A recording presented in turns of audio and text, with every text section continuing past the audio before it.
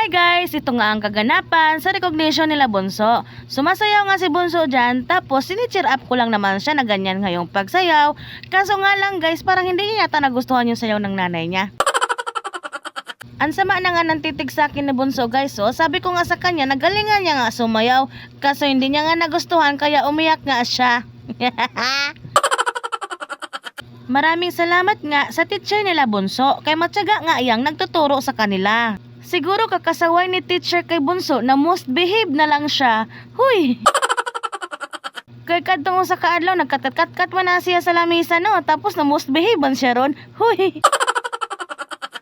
Please follow. Kung dili ka mo follow, dili na anak kadaghan ang imong medalya. Huy! Like and share ng ating mga videos.